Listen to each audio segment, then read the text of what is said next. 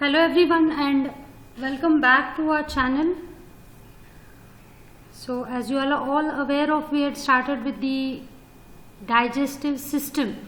So we have covered the anatomy and the physiology, the histology of the different organs which are involved in the digestive system. Okay, so one of the physiological aspects, the important physiological aspect of the digestive system is the digestion of the food. So that's the main purpose of digestive system. Hence it is called as the digestive system. Okay, so digestion is the main function. Okay, so whatever food you eat, it is not in a state of absorption. Okay, absorption means the movement of the substances into your blood circulation. So whatever form in which you are eating your food, it is not in a state to be absorbed directly. Okay, so first the food needs to be digested, then and only then it will get absorbed into the systemic circulation, that is in your blood circulation, to be utilized by all the parts of the body. Okay, so this is quite an important function which is carried out by the digestive system, because unless and until the food is digested, the nutrients will not be available for absorption, and unless and until they are available for absorption, they will not be able to be utilized by the different parts of the body. So unless and until you get appropriate nutrients, all the body organs will not function appropriately. Okay, so in this way each system is dependent on the other system. Okay, so one system is dependent on the other system. So all the systems work in a coordinated manner so that your body will function appropriately or normally. Okay, on a normal physiology will be carried out. Okay, now in this particular topic we will cover the mechanical digestion, the chemical digestion and the absorption. Okay, so mechanical digestion, in the sense the food particles will be broken down into smaller particles and further smaller particles, maybe into the liquid form due to the crushing action of the teeth, or maybe the contractions of the several muscles which are present in a muscularis layer, as we have seen. So there are specific types of movements at different organ levels, specifically in the GI tract. It's mainly the GI tract in which the digestion and absorption will take place. Okay, so mechanical digestion is the one wherein the food particles are broken down into smaller particles, and the chemical digestion mainly focuses on the enzymatic digestion. Okay, so certain enzymes are secreted at different organ levels, as we have seen, by the accessory organs. So these enzymes are specifically meant for digesting different types of food. There are some protein digesting enzymes, there are some lipid digesting enzymes, right? There are some carbohydrate digesting enzymes. As we have seen in the different parts of the GIT, the different types of enzymes are secreted. Certain enzymes are secreted in the mouth, salivary amylase. Certain enzymes are secreted in the stomach, the pepsin, in the form of pepsinogen. Certain enzymes are secreted in the intestines, okay, through the pancreatic juices. Okay, so likewise a number of enzymes may be involved in the chemical digestion. And the next important function is the absorption of these nutrients. So whatever food is digested now, it should move into the systemic circulation. That process is called as absorption. So this process is also carried out by the digestive system throughout the GI tract. Okay, so this is the basic classification of the types of organs of the digestive system, as we have seen. The GI tract, it comprises of the mouth at which the food enters the digestive system, then it will move into pharynx, then the esophagus, next it will move to stomach, next to the small intestine, and then to the large intestine. So we have seen all these organs which are belonging to the GI tract. It's a tube-like structure. extending from the mouth till the anus. Okay, so entry point is the mouth and the exit point of the waste material is the anus, which is the part of the large intestine. And there are several accessory digestive organs which are not actually in contact with the food sometimes, okay, like your pancreas, liver and gallbladder, but they will secrete certain juices which is helping in the digestion. There are several juices secreted in the stomach, even in the intestines also, through the intestinal glands, which will further help in the digestion of the food. Okay, so basically this process of digestion, it takes place in the GI tract, but these accessory digestive organs will aid the digestion which is actually taking place in the GI tract. Unless and until the teeth doesn't crush, your food will not be decreased into the smaller particles. Or unless and until pancreas does not secrete the pancreatic juice, the enzymes required for the digestion will not be available. Even the bile which is secreted by the liver and concentrated by the gallbladder. So accessory digestive organs are equally important. They play an equal role in the digestion of the food which takes place in the GI tract. Okay, so we'll see the digestion as well as absorption processes which are taking place at these different organ levels. Now usually in the mouth, a very little amount of digestion or absorption will take place because food hardly remains in the mouth for a few seconds. So immediately once it is crushed down, it is moved to the next part, that is the pharynx. But here these are just passageways, the pharynx and the esophagus. So usually in these two parts, the digestion or absorption does not take place because the food passes through very quickly.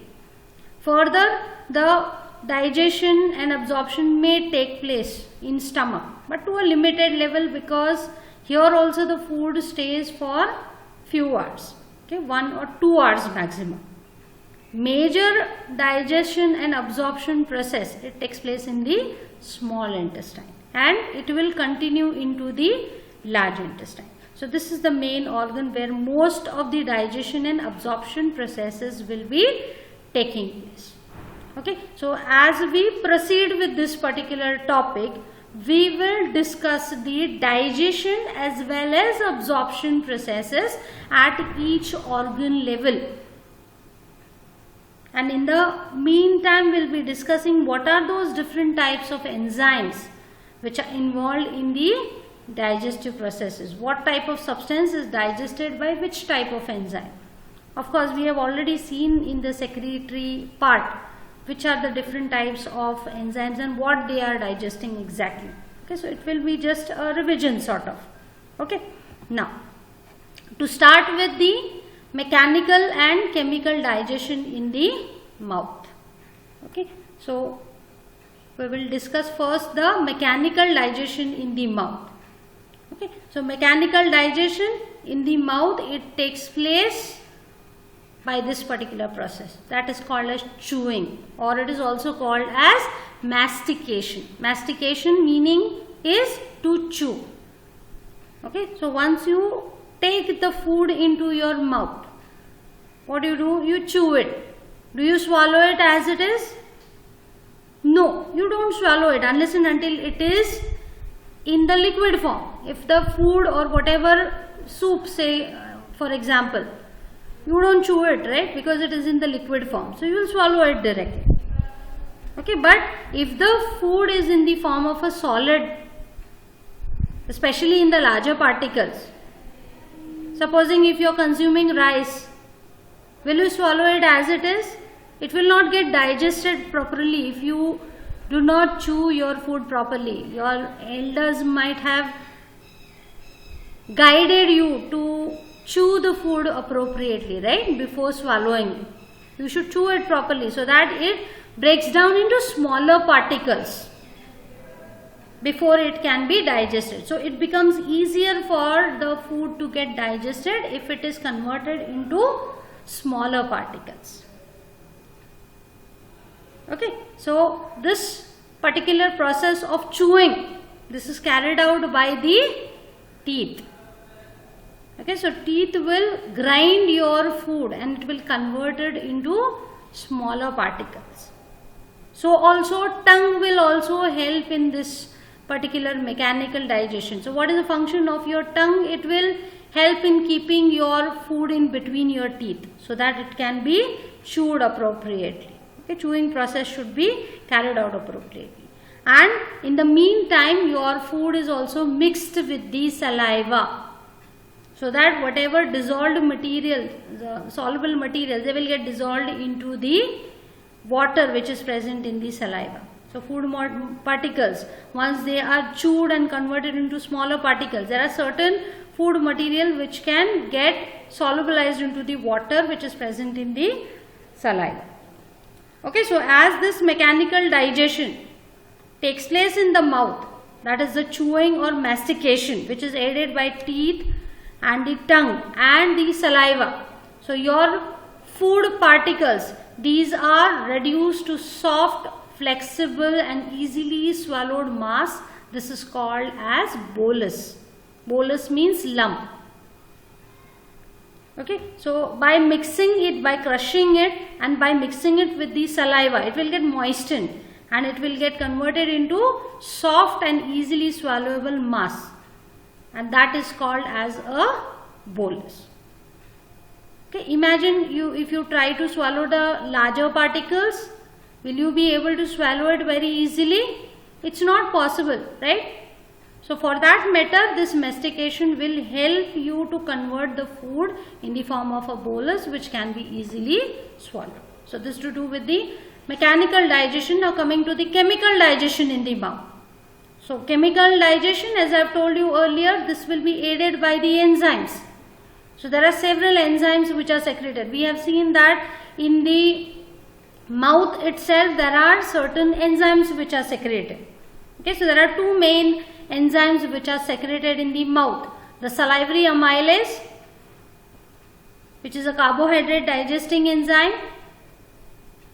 and the lingual lipase, which is a lipid digesting enzyme. So these are the two enzymes which will contribute towards the chemical digestion which takes place in the mouth. So let us see what is the role of these two enzymes. So this salivary amylase, which is secreted by the salivary glands, as we have seen under the mouth when we had discussed the salivary glands, the different types of salivary glands. There are three pairs of major glands, right? The parotid glands, submandibular glands, sublingual glands. Okay. Apart from this, there are even the minor glands also. The smaller glands are also present throughout the mouth, the mucosa of the mouth, right? So this salivary amylase, this is secreted by the salivary gland. So this will initiate the breakdown of starch. So starch digestion will begin in the mouth itself.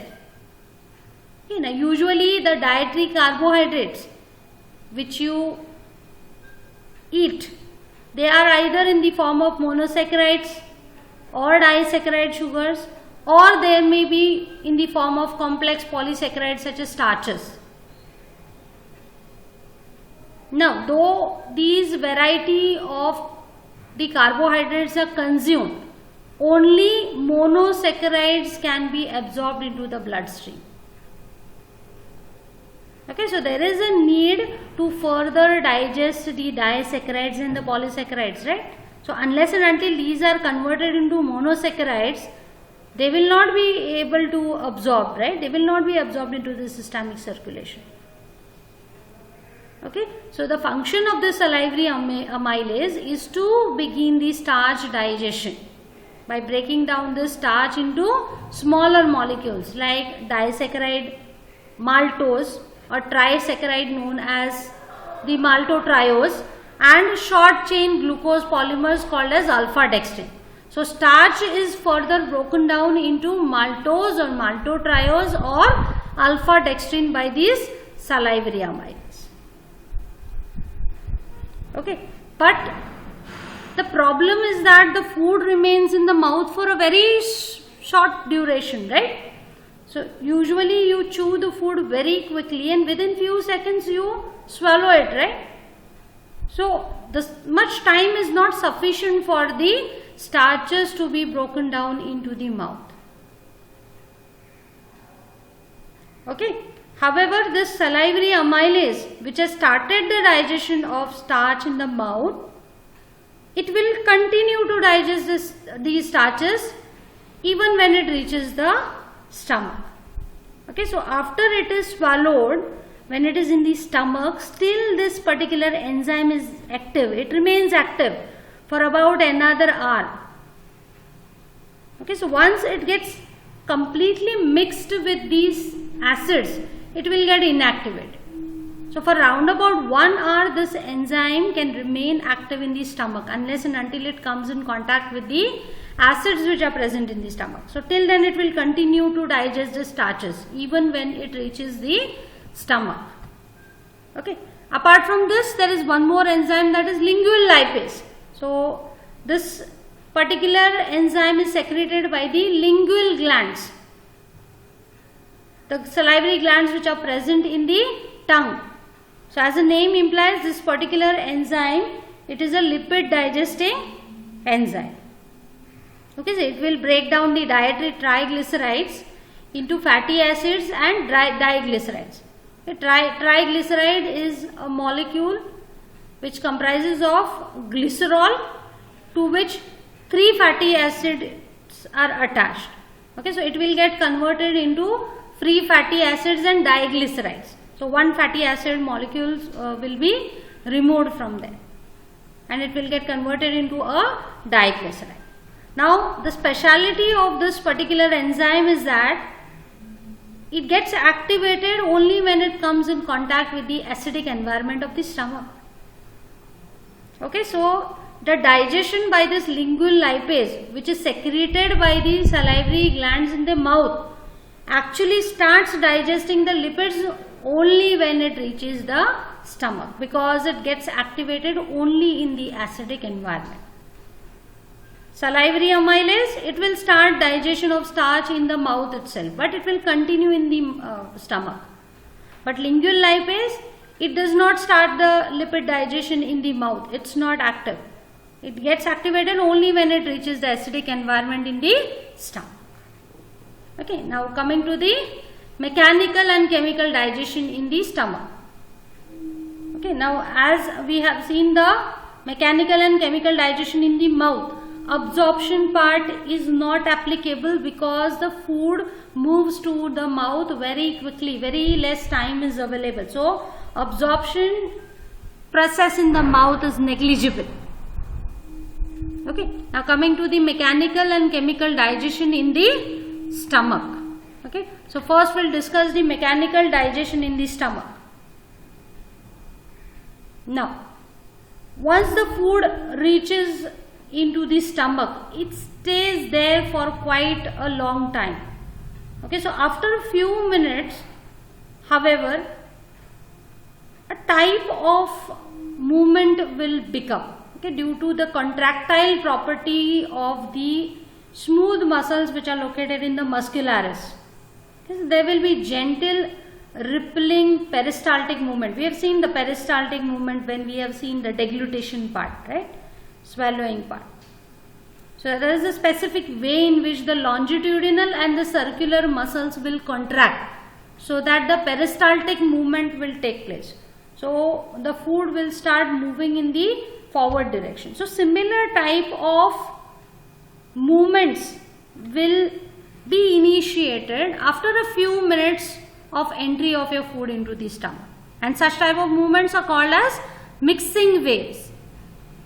So these mixing waves, these are nothing but the peristaltic movement which will pass over the stomach.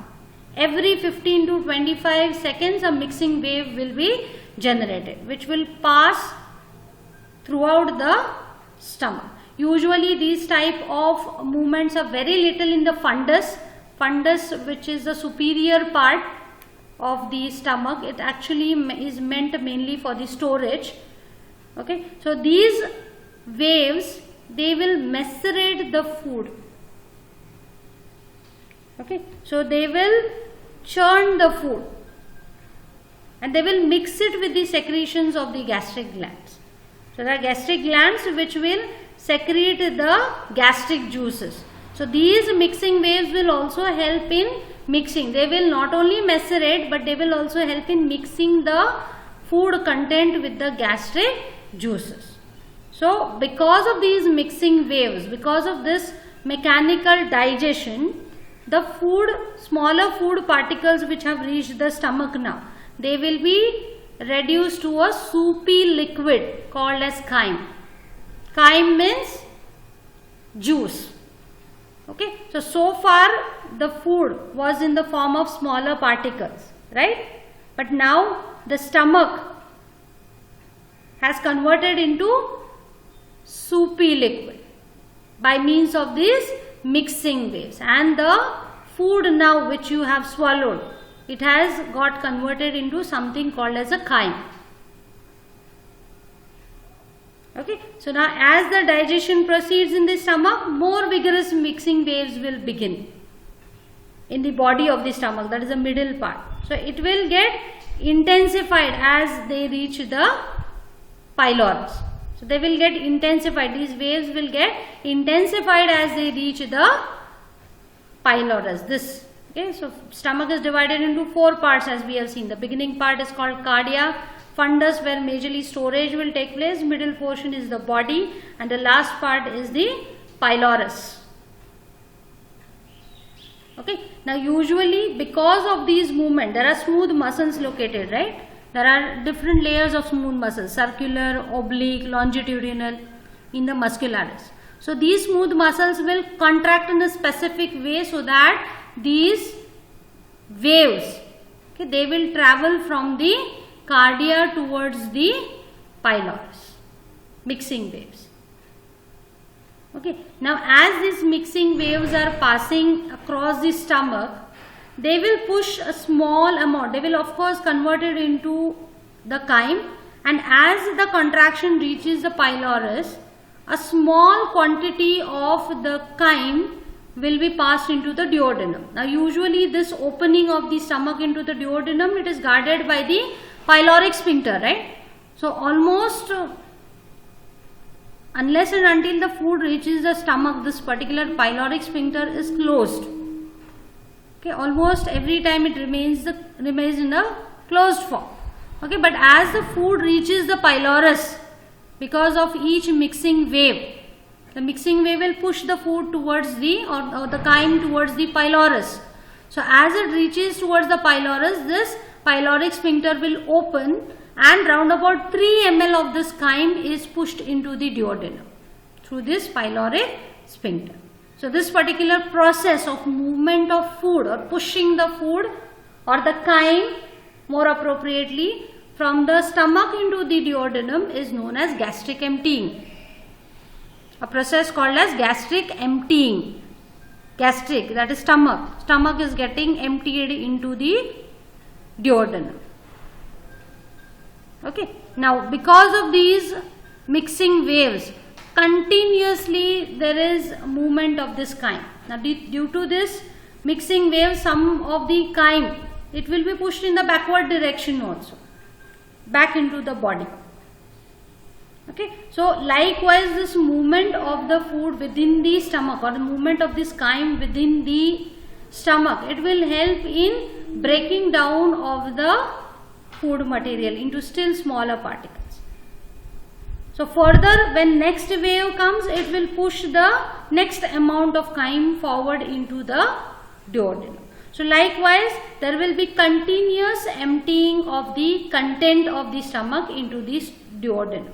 So with each mixing wave, a small quantity of chyme will enter into the duodenum. Okay, so entire amount will not get emptied. After a few seconds, small amount will be released, so that proper digestion will take place in the duodenum. Okay, so these mixing waves will help in the mechanical digestion as well as the movement of the food into the small intestine. Okay, and it will also help in mixing with the gastric juices also, which will help in the chemical digestion. Okay, so coming to the chemical digestion in the stomach. Okay, so usually the food, it remains in the fundus for about an hour. So remember I told you fundus, it mainly acts as a storage area. So the food will remain over there for about an hour without getting mixed into the gastric juices.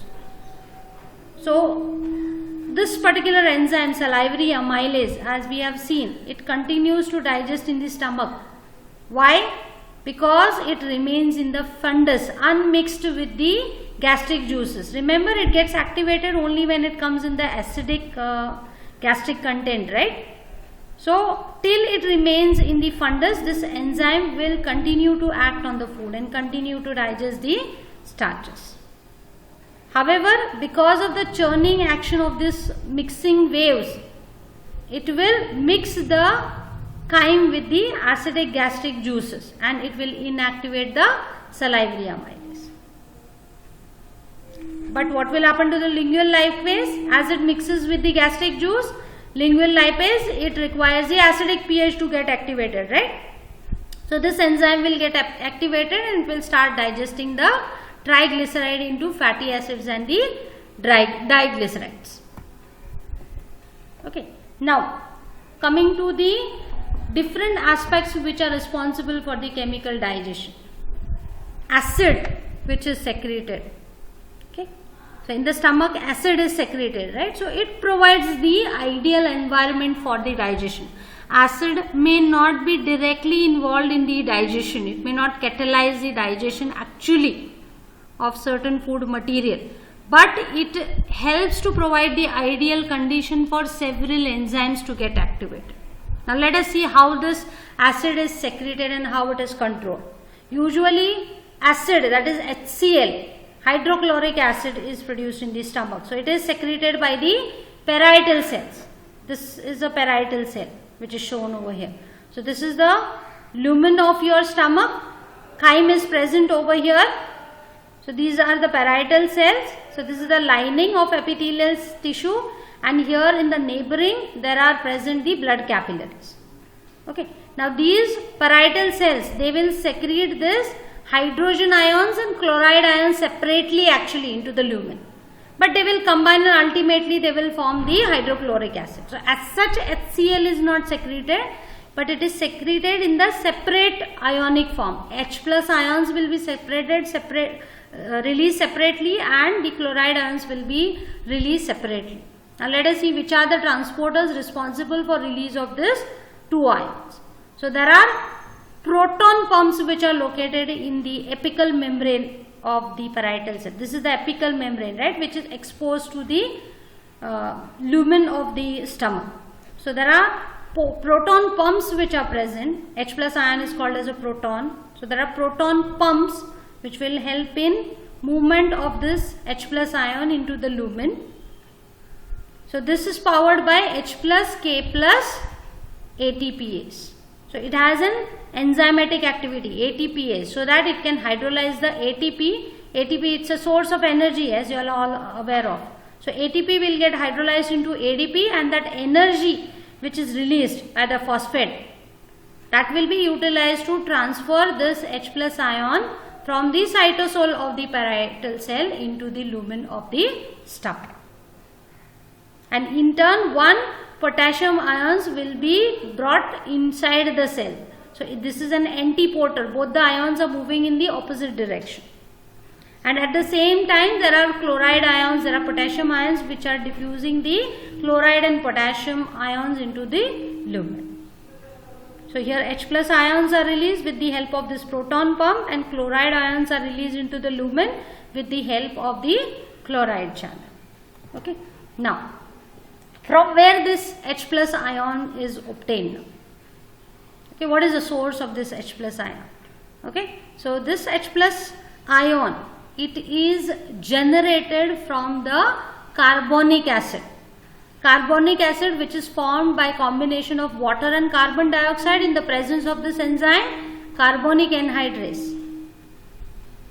Okay, carbonic anhydrase, it catalyzes this reaction wherein carbonic acid is formed from water and carbon dioxide, and this carbonic acid is easily split into ions, that is H plus ions and bicarbonate ions. So this H plus ions will be released into the lumen, whereas the bicarbonate ion which is present, which is liberated, this will be entering into the interstitial fluid. This is the interstitial fluid.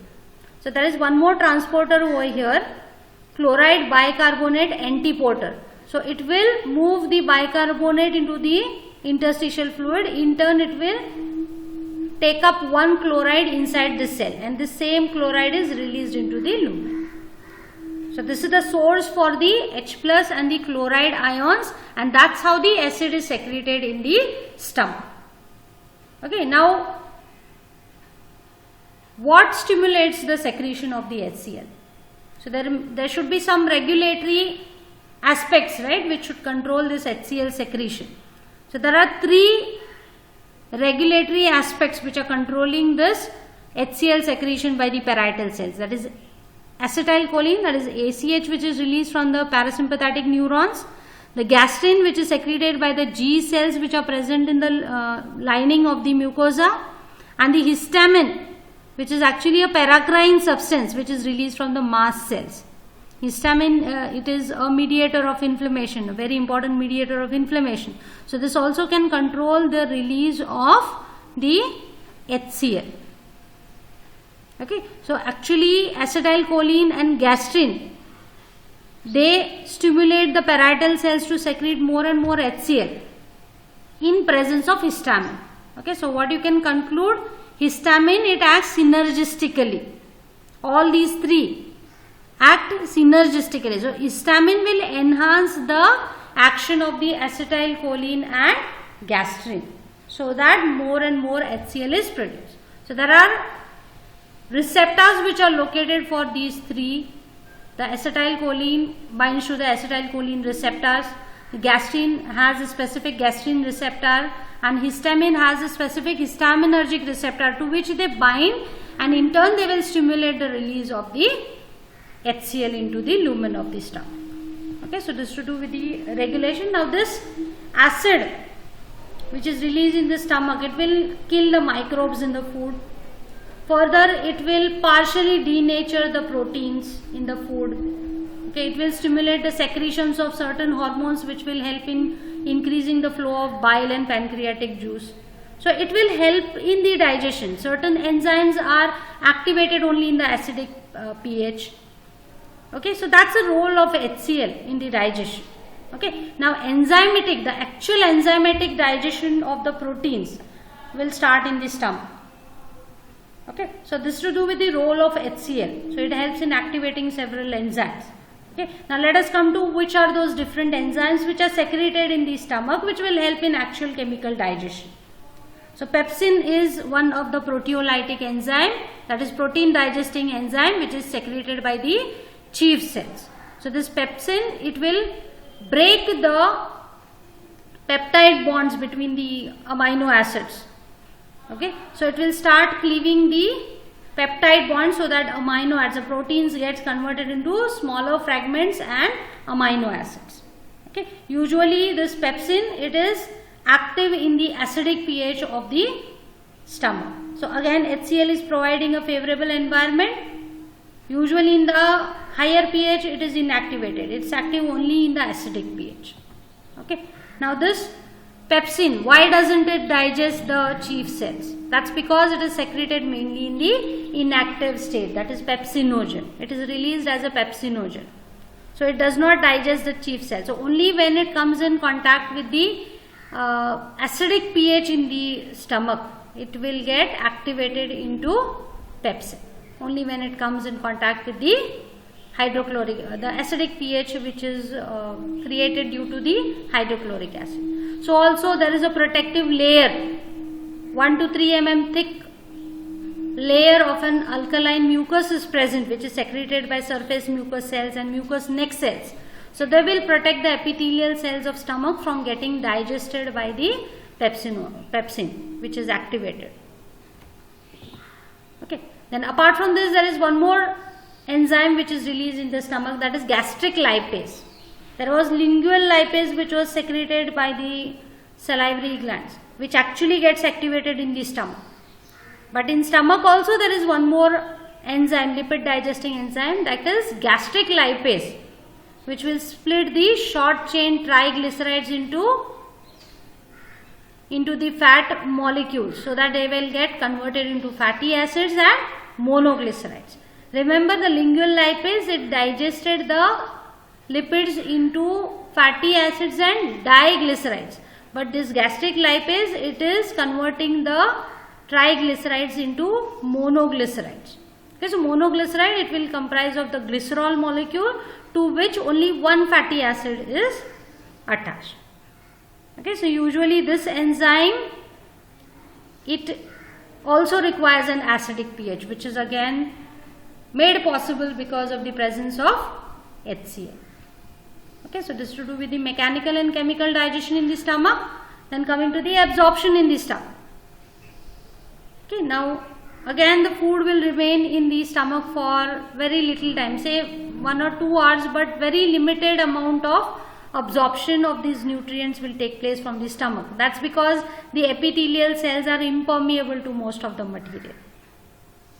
However, to some extent the mucous cells may absorb water, certain ions or short chain fatty acids, certain drugs which are administered for treatment, these are also getting absorbed into the stomach. Even alcohol gets absorbed into the stomach. Okay, so very limited absorption will take place in the stomach. Okay, and within 2 to 4 hours after eating your meal, the stomach will be empty. Okay, that is, the content of the stomach will move into the duodenum, the entire content. So gastric emptying will be complete within 2 to 4 hours of ingestion of the food. Okay, so this to do with the mechanical and chemical digestion in the mouth and the stomach. Okay, so this is the reference. Thank you for watching.